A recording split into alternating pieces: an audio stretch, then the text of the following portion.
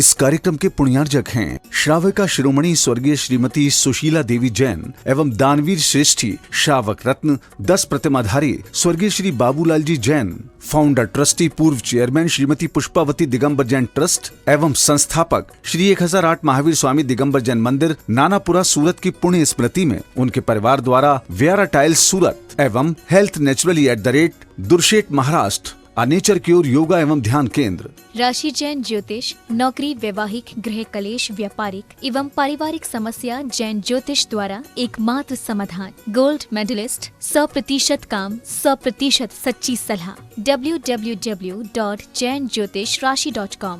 संपर्क सूत्र 9999600073, दिल्ली, अहमदाबाद, गुवाहाटी।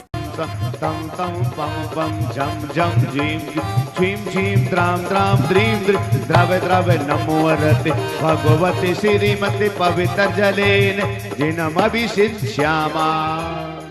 रूप से शांति धारा करने का पुण्य लाभ मिला है।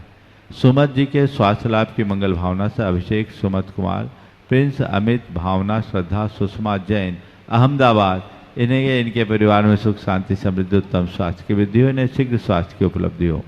अशोक सिंघई, श्रीमती ज्योति सिंघई, रिंसी, आयुषी, संयम, जिनल, उद्गर परिवार, विदिशा गुणायतन ट्रस्टी, इनके परिवार में सुख शांति समृद्धि उत्तम स्वास्थ्य की वृद्धि हो।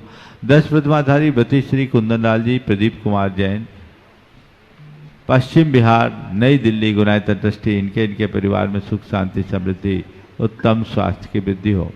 राजेश, नीलम, तनु, राहुल जैन, गौरनगर, मकरौनिया, सागर, इनके परिवार में सुख शांति समृद्धि उत्तम स्वास्थ्य की वृद्धि हो। अशोक कुमार जैन, श्रीमती प्रभा जैन, डॉक्टर गौरव जैन, छतरपुर, सुभाष, सुनील, राजीव, उज्जवल, अंकुर, यश, भव्य, ओजस, जिताक्ष रारा परिवार, डाल्टनगंज, गुणायतन ट्रस्टी, इनके परिवार में सुख शांति समृद्धि उत्तम स्वास्थ्य की वृद्धि हो। अनिल, मीना चौधरी, सपरिवार, सागर, इनके परिवार में सुख शांति समृद्धि उत्तम स्वास्थ्य की वृद्धि हो। सुरेश चंद जैन, अनीता जैन, बरकत नगर, जयपुर, प्रमोद कुमार, सहपुरा, भिटौनी, एडवोकेट मोनू नायक, पाटन, सहपुरा, भिटौनी, सहजपुर, इनके सहजपुर वाले, इनके परिवार में सुख शांति समृद्धि उत्तम स्वास्थ्य की वृद्धि हो। स्वप्निल पाटनी, प्रकाश चंद पाटनी, पुणे, इनके परिवार में सुख शांति समृद्धि उत्तम स्वास्थ्य की वृद्धि हो। डूंगरवल जी, प्रवीण कुमार, अनीता, मीनाक्षी, नवीन, मुकेश, नैन्सी, लोहाड़िया परिवार, पारसनाथ भंडार, हजारीबाग, गुणायतन ट्रस्टी, इनके परिवार में सुख शांति समृद्धि उत्तम स्वास्थ्य की वृद्धि हो। कल्पना, गुलाब चंद जैन, नीरू, आरव, मीनू, हुकुमचंद जैन, ये क्या लिखा है, आरभ्य परिवार, इनके परिवार में सुख शांति समृद्धि उत्तम स्वास्थ्य की वृद्धि हो। घोड़ा, भगवती लाल, प्रेमलता, प्रीतेश, मेघा, स्वीटी, हवीश जैन परिवार, तलवाड़ा, बांसवाड़ा, इनके परिवार में सुख शांति समृद्धि उत्तम स्वास्थ्य की वृद्धि। सुमत चंद जैन, मिथिलेश जैन, कानपुर, गुणायतन ट्रस्टी, इनके परिवार में सुख शांति समृद्धि उत्तम स्वास्थ्य की वृद्धि हो। अजित बैसाखिया, गढ़ाकोटा, इनके परिवार में सुख शांति समृद्धि उत्तम स्वास्थ्य की वृद्धि हो। गुणायतन ट्रस्टी, ज्ञानचंद जी छाबड़ा, राहुल, अरुण, वरुण, संजीव जैन, लाल गोला, इनके परिवार में सुख शांति समृद्धि उत्तम स्वास्थ्य की वृद्धि हो।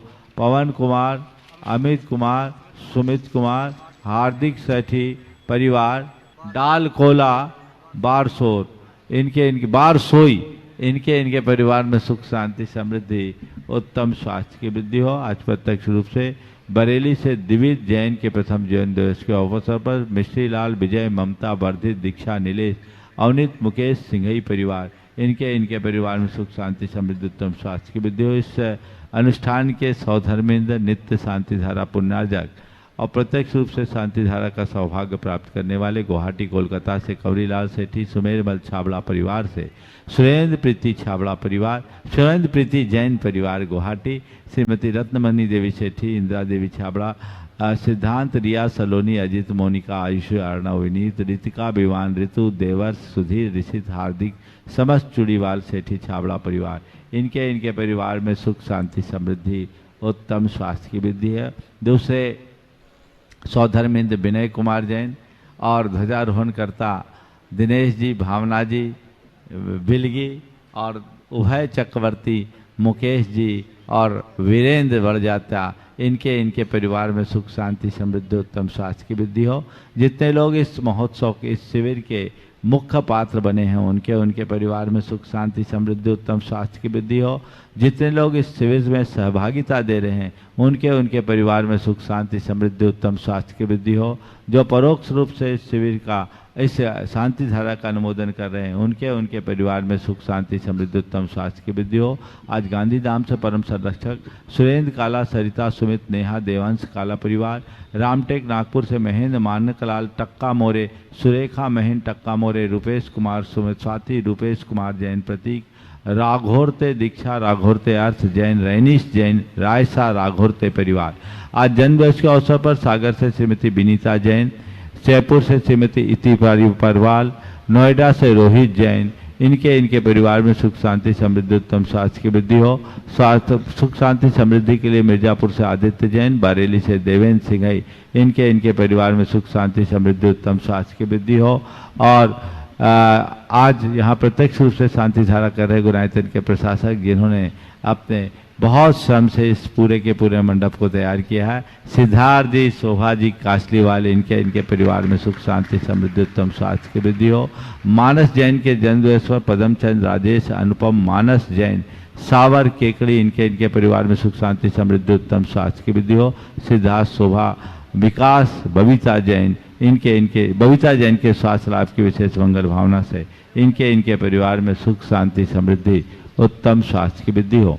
आज इनके स्वास्थ्य लाभ की विशेष मंगल भावना भाई गई। दीमापुर से निशांत सलोनी जैन, स्वास्थ्य लाभ की भावना से, बरेली से आरव जैन, अजमेर से आशीष जैन, शीघ्र स्वास्थ्य लाभ की भावना से, नोएडा से गौरव जैन, झांसी वाले, विशाखापट्टनम से कलावती देवी नाहटा, भिंडर से डॉक्टर महावीर जी लिखमावत, इंदौर से प्रमोद जी पाटोदी और हेली से ऋषभ गंगवार और सुब्रत अभिषेक जैन, इन्हें शीघ्र स्वास्थ्य की उपलब्धि हो। इनके परिवार में सुख शांति समृद्धि उत्तम स्वास्थ्य की वृद्धि हो। सबका मंगल हो, सबका कल्याण हो, सभी सुखी रहे, सभी स्वस्थ रहे, इस पुनीत भाव से हम शांति धारा का लाभ लेंगे। ओम नमः सिद्धेभ्यः श्री वीतरागाय नमः। ओम ह्रीं नमो अर्हन्तानं, नमो सिद्धानं, नमो आयर्यानं, नमो अध्यायानं, नमो लोये सब्बसाहूनं। चत्तारि मंगलम अर्हन्ता मंगलम, सिद्धा मंगलम, साहू मंगलम, केलीपनत्तो धम्मो मंगलम। चत्तारि लोगोत्तमा अर्हन्ता लोगोत्तमा, सिद्धा लोगोत्तमा, साहू लोगोत्तमा, केलीपनत्तो धम्मो लोगोत्तमो। चत्तारि शरणं पहुँचामि, हन्ते शरणं पहुँचामि, सिद्धे शरणं पहुँचामि, साहू शरणं पहुँचामि, केलीपनत्तं धम्मं शरणं पवज्जामि। ओम ह्रीं अनादि मूल मंत्रेभ्यो नमः। सर्व शांतिं तुष्टिं पुष्टिं च कुरु कुरु। संभोजिकानां प्रतिपालकानां यतेन्द्र सामान्य तपोधनानां देशस्य राष्ट्रस्य पुरस्य राज्ञ करोतु शान्तिम्।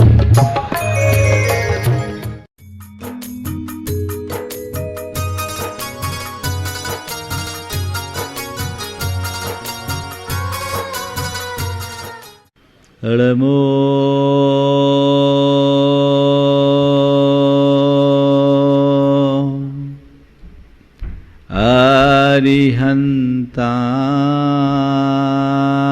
अरिहन्ताणं,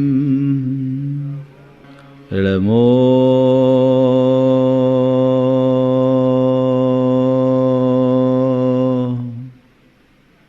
सिद्धाणं, नमो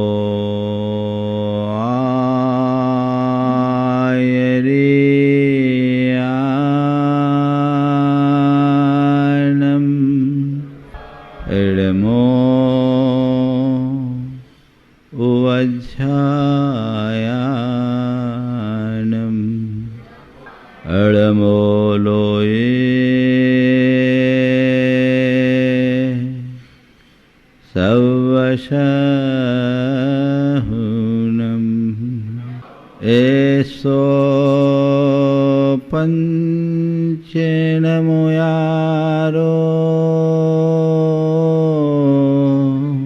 सवपावपनाशनो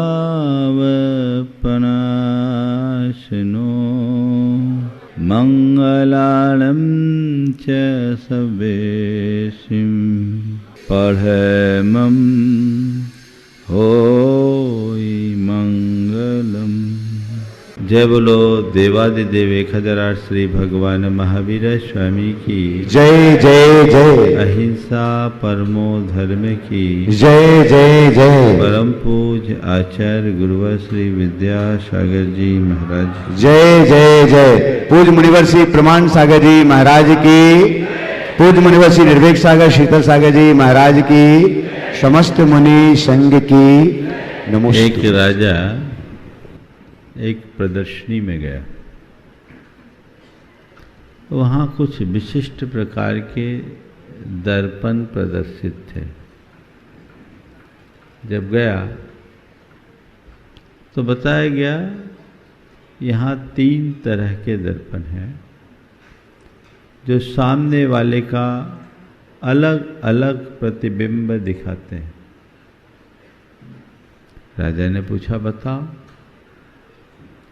बोले ये जो पहला दर्पण है ये वो दर्पण है जो व्यक्ति के वास्तविक रूप को दिखाता है, जैसा है वैसी इमेज दिखाता है। दूसरा दर्पण वो है जो व्यक्ति को भीतर से जैसा है वैसा दिखाता है। और तीसरा दर्पण वह दर्पण है जिस रूप में दिखाना चाहता है वैसा दिखाता है।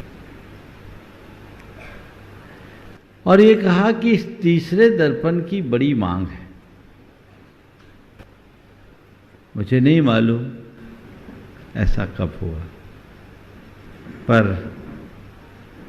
जब अपने अंदर झांक कर देखोगे तो पाओगे न जाने हमारे रोज कितने रूप बनते और बदलते रहते हैं।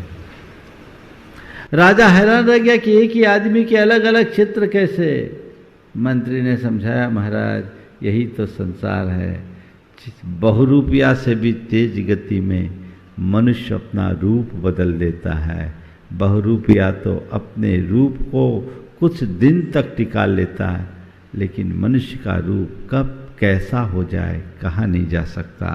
सुबह उठे तो कुछ और, भगवान के सामने जाए तो कुछ और, गुरु के पास हो तो कुछ और, पत्नी और परिवार के पास हो तो कुछ और, मित्रों के पास हो कुछ और, दुकान में हो तो कुछ और। जहाँ जाए वहाँ वो अपने रूप को बदल देता है।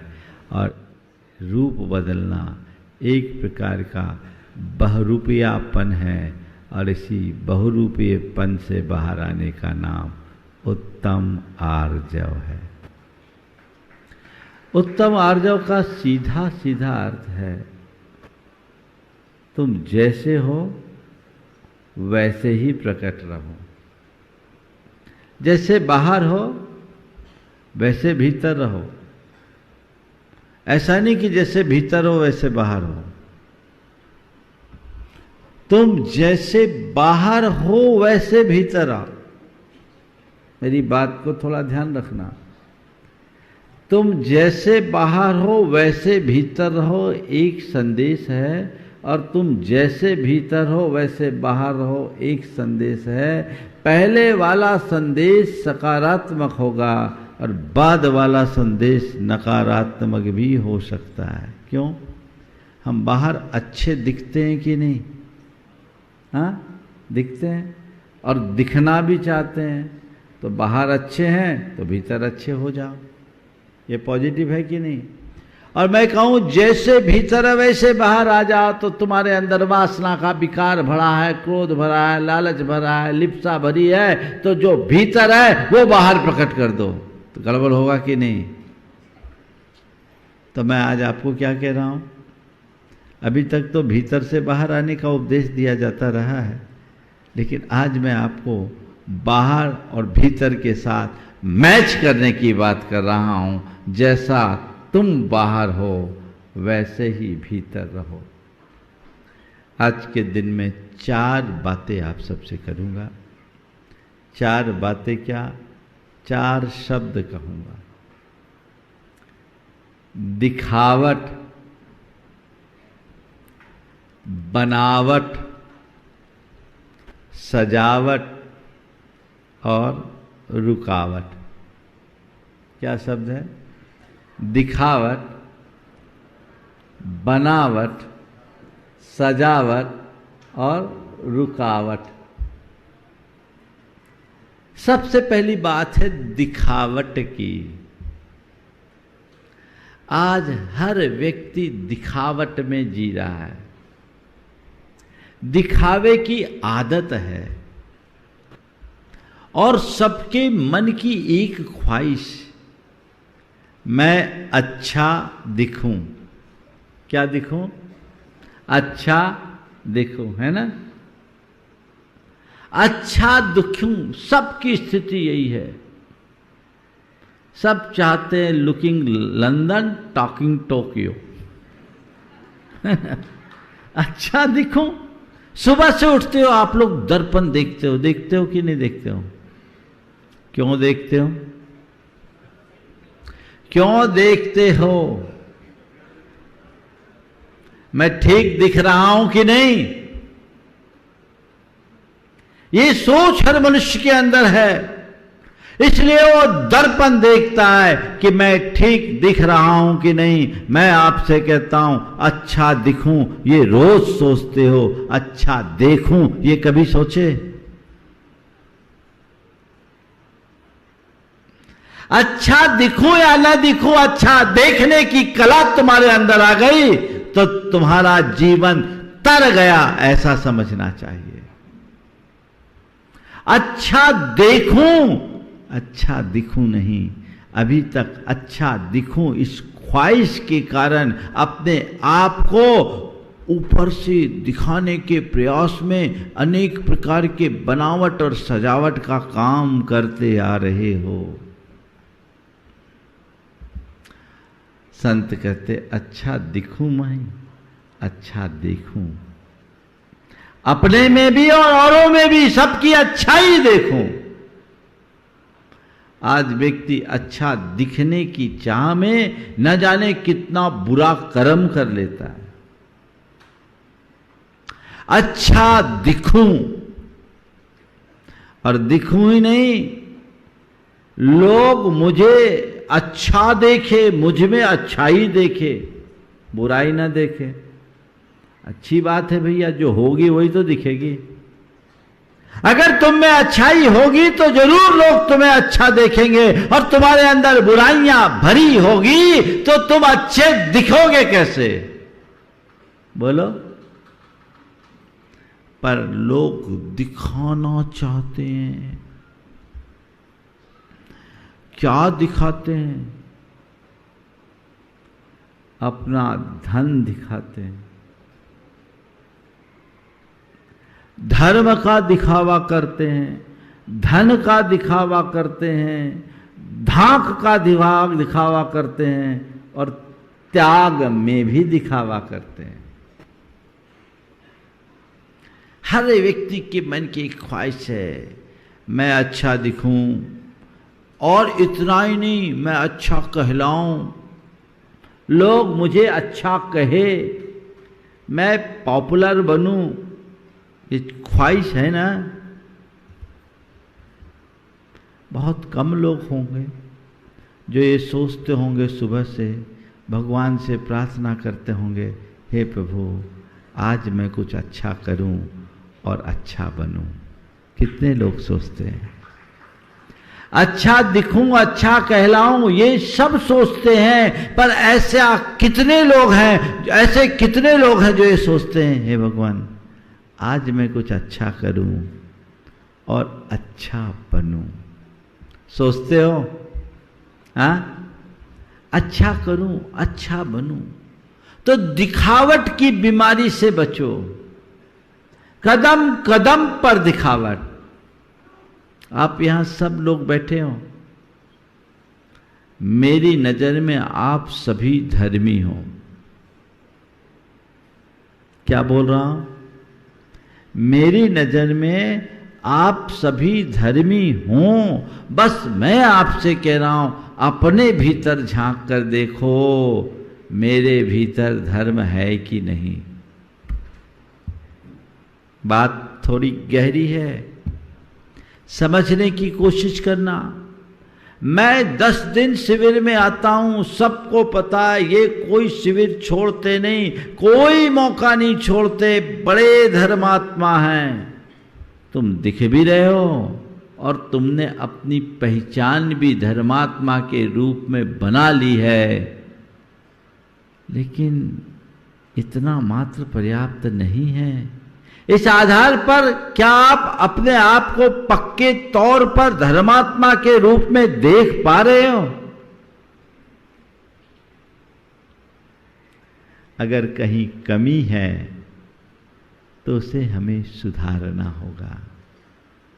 लोग मुझे धर्मी कहे, मेरी पहचान एक धर्मी के रूप में हो, लोग मुझे धर्मी के रूप में पहचान कर आदर दे, सम्मान दे, इसमें मेरा कल्याण नहीं है। मेरा कल्याण तब और केवल तब है जब मेरे हृदय में धर्म का प्रकाश हो।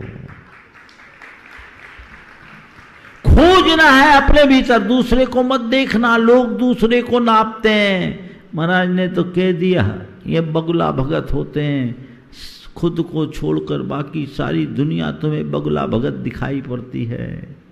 संत कहते हैं अपने भीतर झांको और गुरुदेव का एक वाक्य सदैव याद रखो, अपना घर साफ करो, दूसरों के घर में बुहारी लगाने की आदत से दूर रहो। क्योंकि ऐसे ही दूसरों के घरों में बुहारी लगाने वाले को आप लोग क्या बोलते हो? क्या बोलते हो? मैं अपने मुंह से नहीं बोलना चाहता, क्या बोलते हो? थोड़ा जोर से बोलो, समझ में आ गए नहीं? आप लोग तो सुपर हो, है ना? सुपर हो, आगे की बात मैं नहीं कहूंगा, लेकिन हमें अपने भीतर झांकना है, देखना है कहीं मैं धर्म के नाम पर कोई दिखावा तो नहीं कर रहा हूं। ऐसा बहुत होता है। मेरे संपर्क में एक सज्जन जिनने बड़े उमंगों से भरकर अपनी बेटी का विवाह किया, लगभग 1.5 महीने बाद बेटी घर लौट आई। बहुत दुखी मन से मेरे पास आए। उनने अपनी व्यथा कथा कही। मैंने पूछा क्या बात है, बेटी को क्यों बुला लिया? बोला महाराज मेरे पास इसके अलावा कोई चारा नहीं था। बोले क्या हो गया?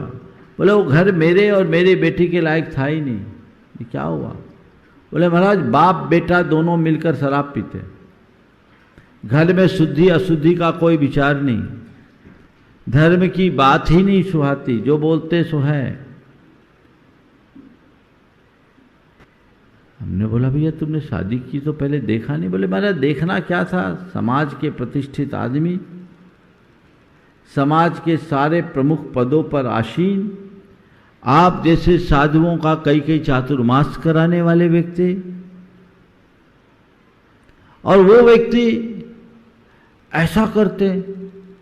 हमने कभी कल्पना भी नहीं की थी। हमने सोचा धर्मात्मा आदमी है, दे दो, धार्मिक है, हमारी बेटी सुखी रहेगी। पर महाराज क्या बताऊं, बाप बेटा मिलके घर में ही शराब पीते, बाहर की बात जाने दीजिए। मैंने बोला आपने बात नहीं की? उन्होंने बात की। उनने कहा हम मॉडर्न जैन हैं, ये सब हमारा शौक है, इसके साथ एडजस्ट कर सको तो रहो, नहीं तो अपना रास्ता नापो।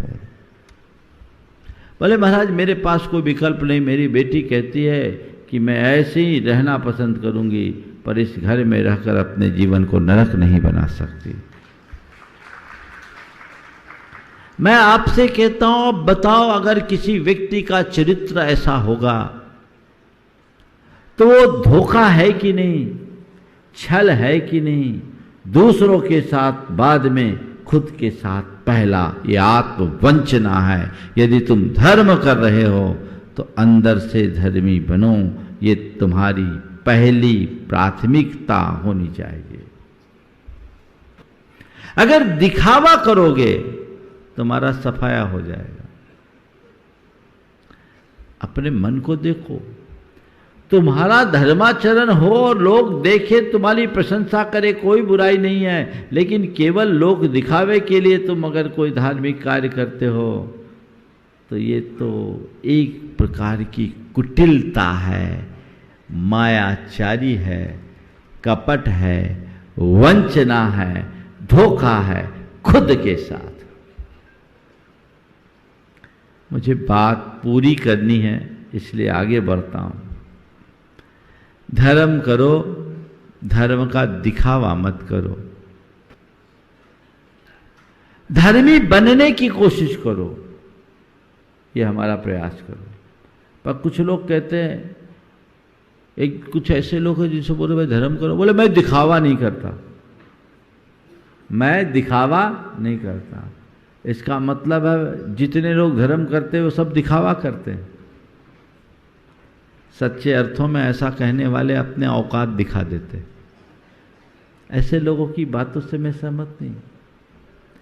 तुम कोई भी धर्मी दिखे तो उसका धर्म देखो, और तुम खुद जब भी हो तो अपने अंदर के दोष देखो, उनका निवारण करो, तब जीवन का कल्याण हो सकेगा।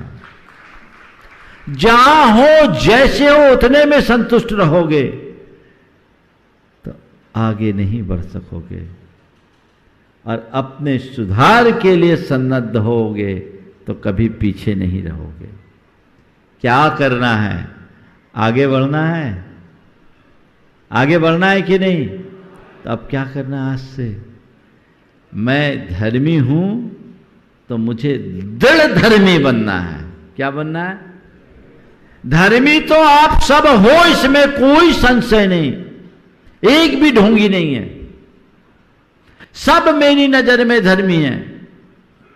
बस आज एक सूत्र ले लो, धर्मी से दृढ़ धर्मी बनने का, पक्का धर्मी बनने का, सच्चा धर्मी बनने का, निष्ठावान धर्मी बनने का, और जो धर्म सार्थक हो जाएगा। और ये किसी के आशीर्वाद या चमत्कार से नहीं होगा, ये सब घटेगा तुम्हारे अपने संकल्प से। अपना उद्धार चाहते हो, अपना सुधार चाहते हो, तो उसके लिए खुद को तैयार करना पड़ेगा। तो दिखावट, इसके बाद क्या है? धन की, अभी तो धर्म की दिखावट, चार तो मुझे दिखावट में ही बात पूरी करना है, निपटा रहा हूं फटाफट। सूत्रों में बात करूंगा, बात पूरी हो जाएगी। धन का दिखावा, बहुत सारे लोग धन का दिखावा करते हैं। अगर धन है, हर किसी को नहीं मिलता। आप श्रम से धन कमाते हो, अर्जित करते हो, और दुर्लभता से धन की प्राप्ति होती है। इतना सहज नहीं है कि हर किसी को धन पर्याप्त मात्रा में मिल जाए। धन पाए हो तो या तो उसका उपभोग करो या उसका उपयोग करो, तीसरा कोई रास्ता नहीं। जितना आवश्यक उतना उपभोग करो, जो अनावश्यक उसका उपयोग करो, लेकिन दिखावा मत करो। आजकल लोग पानी की तरह पैसा बहाते हैं। के प्रशंसा के पात्र बनोगे, दुआएं मिलेगी, और धन का दिखावा करोगे तो आलोचना के पात्र बनोगे और लोगों के ईर्ष्या के शिकार बनोगे। क्यों दिखाना? वैभव पाना अलग है और वैभव को प्रदर्शित करना अलग है। जहां आवश्यकता हो वहां सब लुटा दो, और बिना मतलब के एक पाई भी मत खर्च करो। कुछ लोग हैं दिखाते हैं, पैसे का रुतबा भी दिखाते हैं, पैसे के जोर पर सब कुछ हो जाए ऐसा मान लेते हैं, लेकिन उनको ये नहीं मालूम कि धन मनुष्य के जीवन में बहुत कुछ हो सकता है, सब कुछ नहीं, सब कुछ उससे ऊपर है। इसलिए इस व्यामोह में मत फंसो। और कई कई लोग इस दिखावे के चक्कर में मैंने देखा, कम पैसे वाले ज़्यादा दिखाना चाहते, और कुछ उदाहरण तो ऐसे हुए जो दिखावे के चक्कर में सामने वाला बर्बाद हो गया। मैं एक स्थान पर था, धर्म क्षेत्र से जुड़े हुए लोगों का भी हाल कैसा होता है मैं बताऊं। एक युवक था, जुड़ा हुआ था, गले में मोटी चेन, हाथ में 3-4 प्रकार की अंगूठियां, और उसके पर्स हमेशा भरे दिखते थे। अनाप शनाप खर्चा भी करता था, किसी को किसी काम के लिए 10 की जरूरत है 100 पकड़ाता था, खर्चा करता। ठीक है, नया नया जुड़ा युवा था, हमने सोचा भावना है, जुड़ा है, खर्च करता होगा। एक दिन मैंने उससे पूछा, समय भी बहुत देता था, मैंने ऐसे ही पूछा कि भैया तुम क्या करते हो? बोले महाराज आपका आशीर्वाद है, कोई कमी नहीं महाराज, बड़ा बड़ा काम है। उनने अपने 2-3 धंधे के नाम गिना दिए। मैं नाम इसलिए नहीं बोल रहा, नहीं तो आप लोग अनुमान ज्ञान लगाने लगोगे बहुत जल्दी। अपने धंधे के नाम गिना दिया। बोले ठीक है भैया तू जान जो कुछ करना है। पर्यूषण निकला और धीरे धीरे कलई खुलनी शुरू हो गई, भेद खुलना शुरू हो गया। वो आदमी क्या करे, किसी से 5,000, किसी से 10,000, किसी से 20,000, अधिकतम 40,000 रुपया तक किसी से लिया, और लाखों रुपया का कर्जा हो गया। को बोले बस देता हूं, 5 मिनट, 2 दिन बाद दे दूंगा, 4 दिन बाद दे दूंगा, मेरा पेमेंट आने वाला है, मेरा बिल पास होने वाला है, आपका पैसा चिंता मत करना चाचा, आपका पैसा दे दूंगा, भाई साहब आपका पैसा दे दूंगा। अब कितने दिन टोपी पहनाओगे, कितने दिन टोपी पहनाओगे? 1-2 लेनदार हो तब तो ठीक, 50 आदमी से पैसा लिया। अब वो मांगने वाले खड़े हो गए, धीरे धीरे बदनामी भी होने लगी, तो सामने आने की भी हिम्मत नहीं हुई। पर व्यक्ति को कभी कभी उसके हृदय में सद्बुद्धि जगती है। एक दिन वो अकेले में मेरे पास आया, मेरे चरणों में सिर रखा, बोला महाराज बड़ी दुविधा में फंस गया। बोले क्या? 22 लाख का कर्जा हो गया। कितना? 22 लाख का कर्जा। बोले कैसे कर दिया कर्जा, कोई घाटा हुआ? बोले घाटा वाटा नहीं हुआ महाराज जी, मेरी कमाई थी नहीं, पर मेरे मन में एक ख्वाहिश थी कि आप लोगों की नज़रों में मैं ऊंचा बना रहूं, समाज में मेरी प्रतिष्ठा बनी रहे, तो मैंने अपनी कमाई को देखे बिना अनाप शनाप खर्चा किया, जिससे तिससे लेकर के दे दिया। अब महाराज 22 लाख का कर्जा हो गया। अब समझ में नहीं आ रहा कैसे करूं, कैसे करूं, कैसे करूं। एक बारगी मेरा मन आत्महत्या करने का हो गया। फिर सोचा कि नहीं, गुरुदेव इसके लिए मना करते हैं, उनके ही पास जाकर के अपनी व्यथा कहो, वो कोई रास्ता बताएंगे। रोती आंखों से मुझसे कहा महाराज आप कोई मार्ग बताओ। मैंने उसे समझाया कि क्या ज़रूरत थी, तो इतना खर्चा किया। उसका ही एक मित्र था जो बहुत सामान्य था, पर लोग उससे ज़्यादा उसको चाहते थे क्योंकि बड़ा सेवाभावी और परिश्रमी था। हम बोले तू वो भी तो कर सकता था, तो अपना धन भी बर्बाद किया, समय भी बर्बाद किया और अपनी छवि भी खराब कर ली, इससे क्या मिलता? अब ठीक है, स्थितिकरण तो मुझे करना ही था। मैंने वहाँ समाज के प्रमुखों को बुलाया। बोले देखो भाई इस लड़के ने गलती कर दी है, इसका इतना कर्ज है, कैसे क्या सल्टाना है सल्टाओ और इसको सपोर्ट करो। लोगों ने उनके पिताजी को बुलाया, आपस में बिठाल करके कुछ प्रॉपर्टी बेच करके सेटलमेंट किया। उस लड़के ने सीख पाली, आज सुधर गया है, नहीं तो कई लोग इस तरह का दिखावा करने के चक्कर में बर्बाद हो जाते हैं। साधारण व्यक्ति भी अपने आप को करोड़पति साबित करना चाहता है। क्षमता साइकिल पर घूमने की नहीं है, पर गाड़ी ब्रांडेड चाहिए, है ना? इसलिए कि पड़ोसी ने ले लिया है। और कई बार इस दिखावट के कारण बड़ी हास्यास्पद स्थिति बन जाती है, बड़ी हास्यास्पद। जीवन जीने में मजा ही खत्म हो जाता है। लोग इस तरह का ढोंग प्रदर्शित करते हैं कि पूछो ही मत। एक बहन जी महंगे आभूषण, कीमती गहने और महंगी साड़ी पहनकर निकली। किसी ने पूछा, अरे बहन, आज तो तुम बहुत कीमती गहने और कपड़े पहने हो, क्या तुम्हारे पति ने बिजनेस बदल लिया? तुम्हारे पति की आमदनी बढ़ गई? बोला, आमदनी छोड़ो, मैंने अपना पति बदल लिया। अपना पति बदल लिया, क्या कहेंगे इसको? धन की दिखावट से बचो। कई लोग हैं धाक की दिखावट करते हैं, धौंस दिखाते हैं।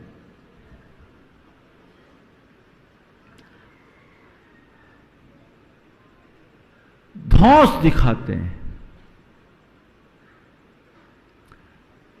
मेरे पास पैसा है, मेरे पास रुतबा है, मेरे पास सत्ता बल है, हम तो तुम्हें मसल देंगे।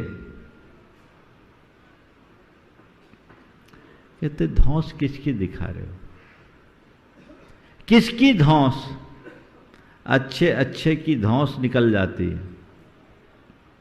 तुम्हारे पास क्षमता है तो उसका सदुपयोग करो, उसे दिखाओ मत। कुछ लोग हैं जिनकी आदतें होती बड़ी बड़ी डींगे हाँकने की, ये आदत ही होती है। जितनी क्षमता नहीं उससे ज्यादा दिखाते, बातें बताते हैं, अरे मेरे से तो ये करा लो, वो करा लो। अब बाद में कुछ प्रसंग आता है तो हवा निकल जाती है। ऐसी धौंस दिखाने की आदत से बाज आइए।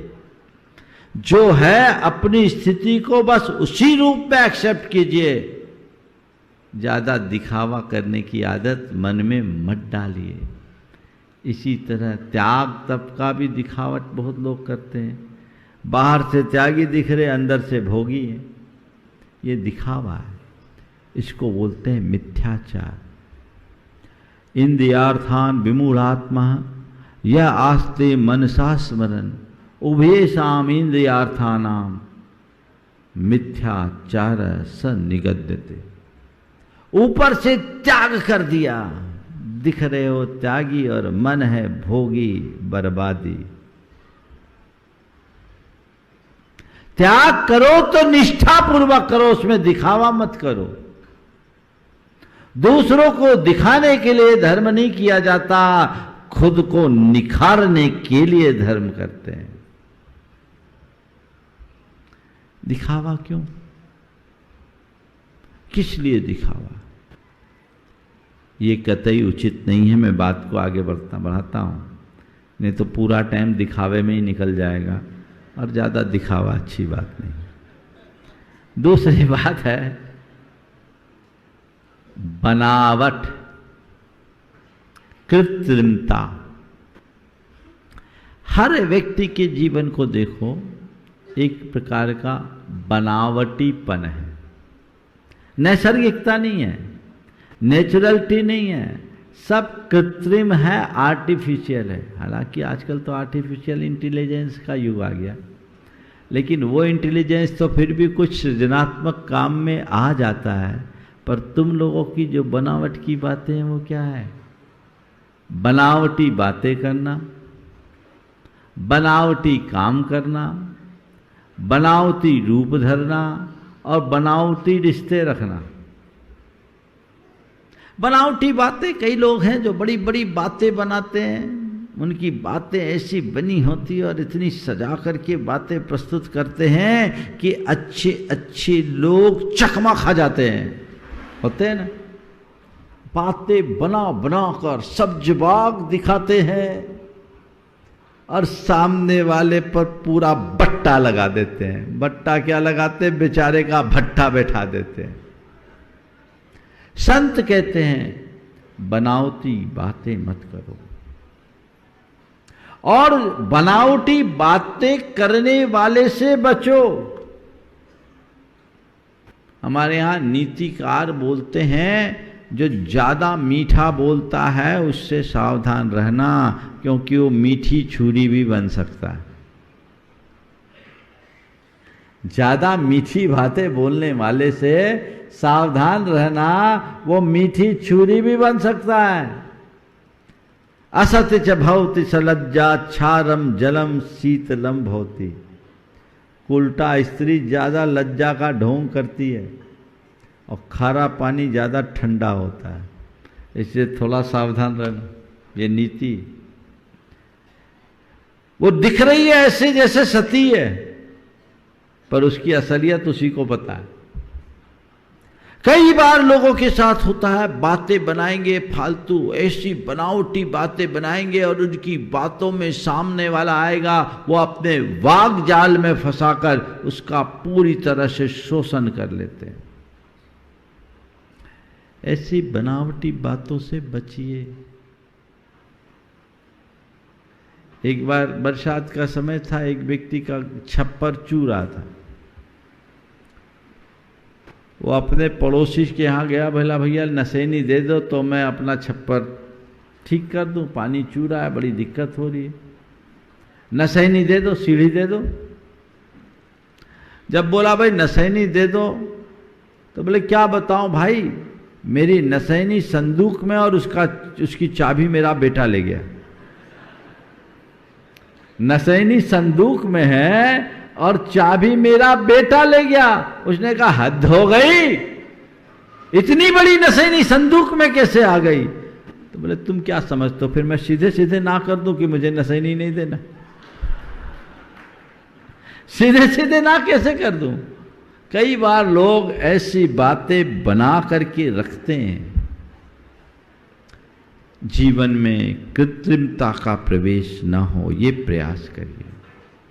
कृत्रिमता से अपने आप को बचाने का प्रयत्न करना चाहिए। बनावट, बातें बनाने की आदत से बचिए। फिर बनावटी रूप मत धरिए। किसी के सामने बोलते समय जैसा होता अवसर देखते अपना रंग बदल देते हैं, और रंग बदलते ही कहने का ढंग बदल जाता है। एक बुढ़िया अपनी गठरी लेके चले जा रही थी, थक गई, रास्ते में घुड़सवार गुजरा। उसने उनसे निवेदन किया कि भैया रुक जाओ, थोड़ा मुझे कुछ दूर चलना है। घुड़सवार इनकार करके आगे बढ़ गया। आगे चला तो उसके मन में आया, गांव की बूढ़ी है, कहते हैं गुदड़ी के लाल होते हैं, हो सकता माल हो। वो तो केवल गठरी लाने के लिए बोल रही थी, मैं उसकी गठरी ले लेता और रफू चक्कर हो जाता, कौन देखने वाला था? गठरी लेता और रफू चक्कर हो जाता, मुझे कौन देखने वाला था? और बुढ़िया मुझे कहां पकड़ पाती? मन में पाप आया, घोड़ा लौटाया और आके कहा मां, मैं उस समय आपकी बात को ठीक तरीके से सुन नहीं पाया। बाद में मेरे लिए मन में विचार आया कि आप बूढ़ी हो, अशक्त हो, वो गठरी मुझे दे दो, आप जहाँ कहोगी आगे मैं पहुँचा दूँगा। आप वृद्ध हो, अशक्त हो, वो गठरी मुझे दे दो, आप जहाँ कहोगी वहाँ पहुँचा दूँगा।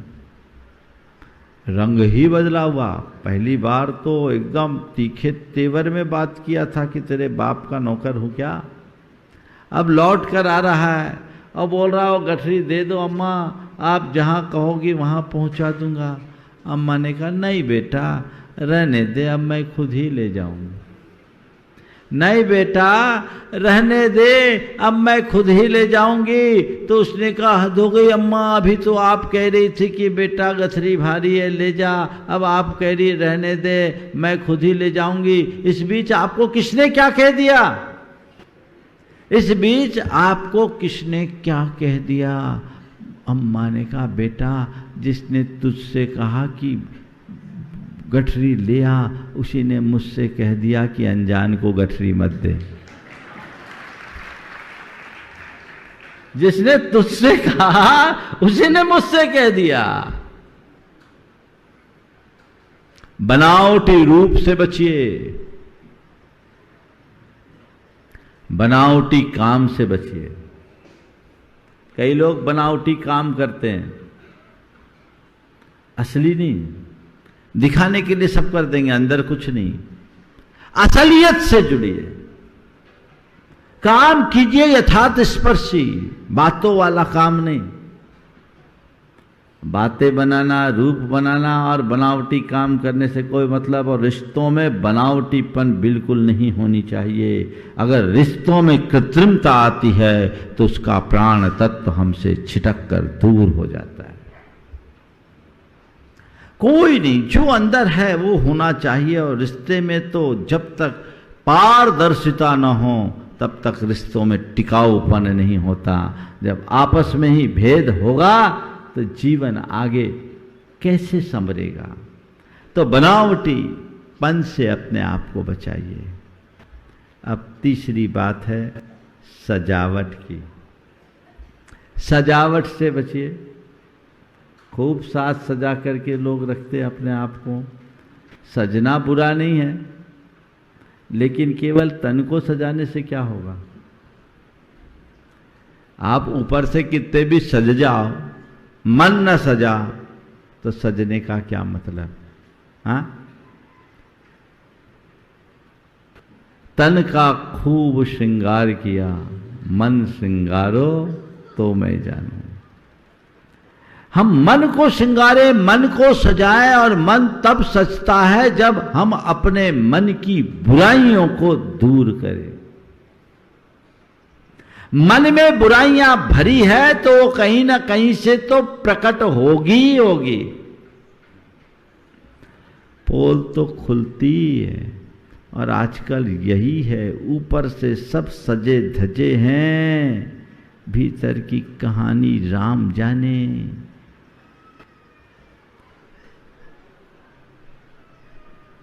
ऊपर से फिट फाट है एकदम, और अंदर से फुटपाथ।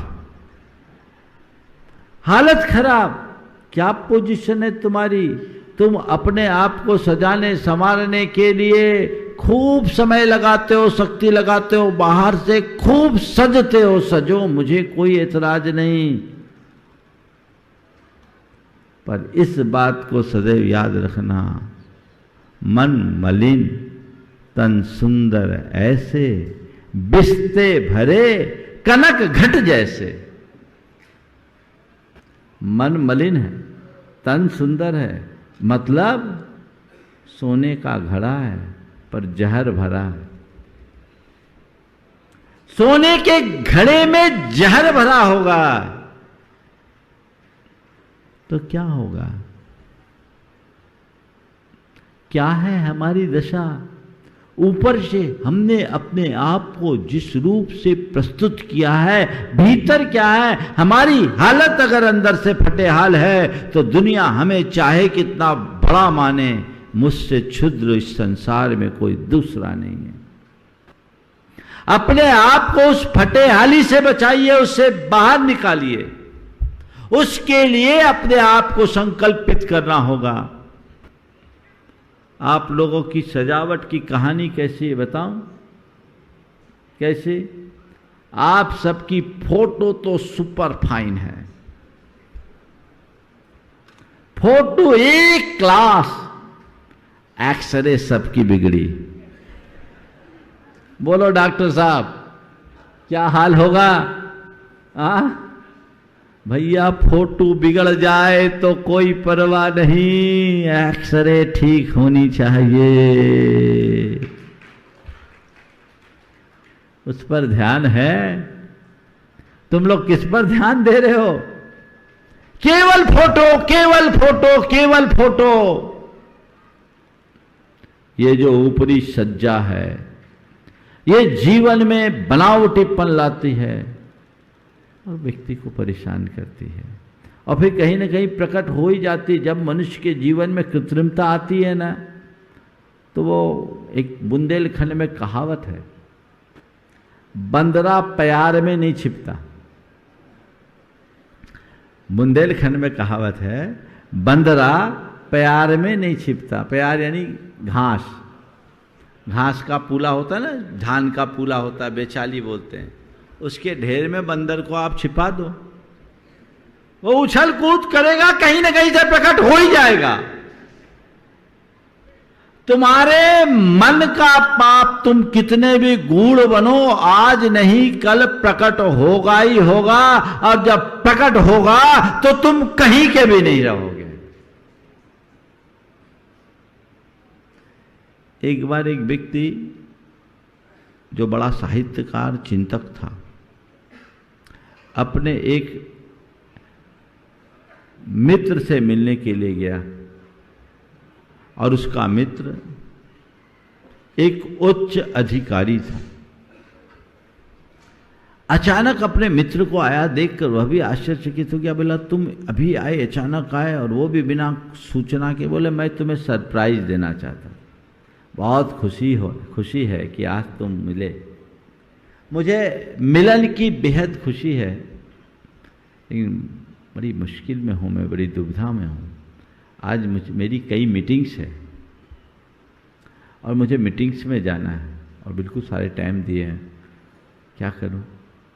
एक काम करो, चलो तुम भी मेरे साथ चलो, गाड़ी में बैठो, रास्ते में बातें भी हो जाएगी और मीटिंग में लोगों से परिचय भी करा दूंगा। अरे मीटिंग में तो चलूँ, पर मेरी हालत देख रहे हो, कितना फटे हाल हूँ, मेरे कपड़े लत्ते भी खराब है, मैं तुम्हारे साथ मीटिंग में कैसे जा पाऊँगा? बोले, चिंता मत करो, मेरे कपड़े पहन लो, और हमारे तुम्हारे कपड़ों की तो नाप एक ही है, मेरे कपड़े पहन लो, मेरे कपड़े पहन लो। चलो, ठीक है भैया, कपड़ा पहन लिया, चला गया। अब पहली मीटिंग में गया, लोगों ने पूछा, ये जेंटलमैन कौन है? बोले, ये मेरे बहुत अच्छे मित्र हैं, बड़े अच्छे लेखक, चिंतक, दार्शनिक और कवि हैं। इनके काव्य पाठ आप सुनोगे तो आप भी मुग्ध हो जाओगे, बहुत सारे हैं। बस ये जो कपड़े देख रहे हैं ना, वो मेरे कपड़े देख रहे, वो मेरे। सामने वाला अपना सिर पकड़ लिया, बाहर निकला, बोला, अब तो मैं तुम्हारे साथ जाने से रहा, तुम तो मेरी इज्जत उतार दिए। बोले, क्या हो गया? बोले, कपड़ों के बारे में बोलने की क्या जरूरत थी? क्यों बोला कि कपड़े मेरे? बोले, आपकी बात नहीं बोलूंगा, माफ। दूसरी मीटिंग में गया, दूसरे मीटिंग में उनका परिचय उसी तरीके से दिया, और फिर बोला कि ये जो कपड़े हैं ना, ये इन्हीं के हैं, कपड़े इन्हीं के हैं। अब तो बोला, फिर तुमने मेरा पानी उतार दिया, क्या जरूरत है? बोले, नहीं, मैंने सोचा कि बोल दो इन्हीं के हैं। बोले, कोई बोलने की जरूरत थी, मैं नहीं जाऊंगा। बोले, नहीं, अब माफ करो, अगली चलते। अगली मीटिंग में वो गया, अगले का परिचय दिया, खूब अच्छे से परिचय, थोड़ा लंबा परिचय दिया, बार बार कपड़े को देखे, लंबा परिचय दिया और कपड़े को देखे, बार बार कपड़े को देखा, तो उसने कहा, रहा सवाल कपड़ों का, उसके बारे में मैं कुछ नहीं बोलूंगा, इन्हीं से पूछ लो किसके हैं।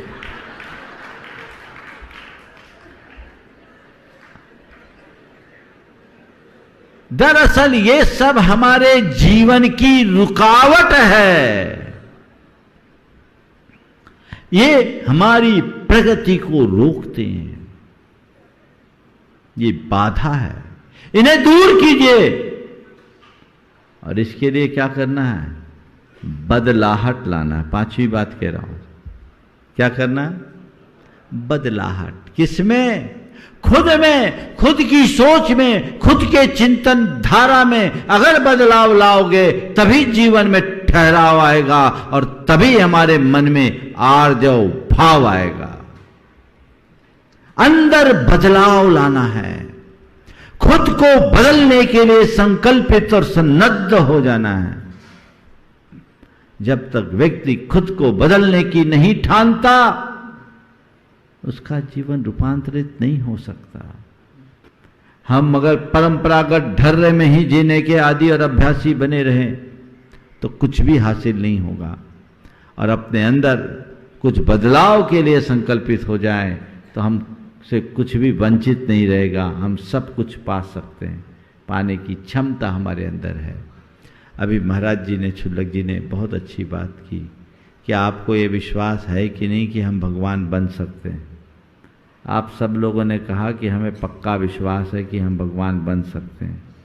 आपको ये पक्का विश्वास है कि हम भगवान बन सकते हैं, और मुझे ये पक्का विश्वास है कि हम खुद भगवान हैं।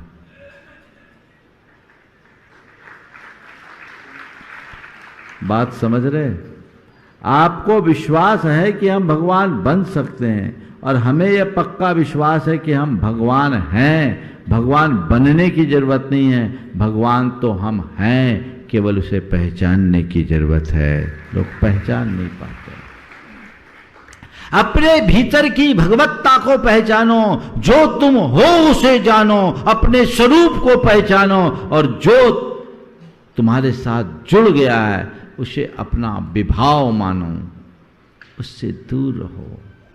काम, क्रोध, लोभ, मोह, माया, वंचना, ये सब मेरा स्वभाव नहीं है, ये विकार है जो मेरे अंदर के भगवत स्वरूप को विकृत करता है, उसे मुझे दूर करना है। जिस दिन उसे दूर कर दिए, काम खत्म। बाहर की चीजों को सजा देने से उसकी गंदगी दूर हो जाती है, थोड़ी अच्छी लगने लगती है ना? पर कहते भीतर के लिए सजाने की जरूरत नहीं है, भीतर किसी सजावट की जरूरत नहीं है। क्या करनी है? जो झाड़ फूस उगाई है उसे उखाड़ने की भर देर है। ये विकारों की जो झाड़ फूस है उसे हटा दो, तुम्हारे भीतर का भगवान अपने पूर्ण प्रताप के साथ प्रकट हो जाएगा। कुछ करने की जरूरत ही नहीं है, उसे उद्घाटित करिए। लेकिन उसके लिए बड़ी तत्परता चाहिए, खुद के मन में दृढ़ संकल्प चाहिए। ऐसा संकल्प अंदर जग गया तो जीवन धन्य हो गया। अन्यथा कहीं ऐसा ना हो कि हमारा सारा जीवन यूं ही व्यर्थ हो जाए और हम घाटे के सौदे में फंस करके रह जाएं। दुर्लभ मनुष्य जीवन हमने पाया, कुछ सद्बुद्धि और संस्कार भी हमें मिले कि हम देव, गुरु और धर्म से जुड़ करके चल रहे हैं। इनको पाने के बाद भी यदि हम ऊपर ऊपर की बातों में उलझ के रह गए, अपने भीतर जो परिवर्तन अपेक्षित है उसे नहीं किया, तो हमसे बड़ा अभागा और कोई नहीं। कहते हैं वंचक भक्त कहाय राम के, किंकर कंचन कोह काम के। वंचक भक्त कहाय राम के, किंकर कंचन कोह काम के। यदि क्रोध, काम और कंचन के किंकर बने हों तो तुम राम के भक्त नहीं कहला सकोगे। ये एक प्रकार से आत्मवंचना है। इस वंचना से अपने आप को बचा करके चले और जीवन की धारा को सम्यक दिशा दें, आगे बढ़ सके। इस भाव के साथ आज ये चारों बातों को ध्यान रखें जो हमारी रुकावट है, दिखावट, बनावट और सजावट से बचकर इसे रुकावट माने और जीवन में एक बदलावट लाए, एक ऐसी बदलाहट जो हमारे जीवन को चमत्कृत करे। और उसकी शुरुआत आज से ही करें। एक मन में संकल्प जगाएं, मुझे अपने आप को बदलना है, मुझे अपने आप को बदलना है, मुझे अपने आप को बदलना है। यदि ये बात आप सोच ले तो जीवन में बहुत बड़ी बात घट सकती है। एक प्रयोग रोज आप करें, सुबह उठे, आप दर्पण जाए न जाए मुझे उससे कोई आपत्ति नहीं, लेकिन आंखें खोलते ही भगवान से एक प्रार्थना करो, हे प्रभु मैं अच्छा देखूं, अच्छा करूं और अच्छा बनूं। अच्छा देखूं, अच्छा करूं, अच्छा बनूं। समझ गए? आप लोग अभी उल्टा करते हैं। मैं अच्छा दिखूं, अच्छा पाऊं, अच्छा कहलाऊं, अच्छा बनाऊं। इसे बदल दीजिए। अच्छा देखने की भावना, अच्छा देखने की दृष्टि प्रकट हो, अच्छा करने की भावना प्रकट हो, तो अच्छा बनने की संभावना अपने आप बन जाएगी। जब तक हम अपनी दृष्टि में बदलाव नहीं लाते, हमारे कृत्य नहीं बदलते, जीवन नहीं संवर सकता। हम अपने जीवन को संवार सके इसी शुभ भाव के साथ, चूंकि आगे भी विधान अधिक होना है, यहीं पर विराम। बोलिए परम पूज्य आचार्य गुरुवर श्री विद्यासागर जी महाराज की। इस कार्यक्रम के पुण्यार्जक थे श्राविका शिरोमणि स्वर्गीय श्रीमती सुशीला देवी जैन एवं दानवीर श्रेष्ठी श्रावक रत्न 10 प्रतिमाधारी स्वर्गीय श्री बाबूलाल जी जैन, फाउंडर ट्रस्टी पूर्व चेयरमैन श्रीमती पुष्पावती दिगंबर जैन ट्रस्ट एवं संस्थापक श्री 1008 महावीर स्वामी दिगंबर जैन मंदिर नानापुरा सूरत की पुण्य स्मृति में उनके परिवार द्वारा व्यारा टाइल्स सूरत एवं health naturally @ Durshet Maharashtra nature cure yoga एवं ध्यान केंद्र, राशि जैन ज्योतिष, नौकरी, वैवाहिक, गृह कलेश, व्यापारिक एवं पारिवारिक समस्या जैन ज्योतिष द्वारा एकमात्र समाधान, गोल्ड मेडलिस्ट, 100% काम, 100% सच्ची सलाह। www.jainjyotishrashi.com। संपर्क सूत्र 9999600073, दिल्ली, अहमदाबाद, गुवाहाटी।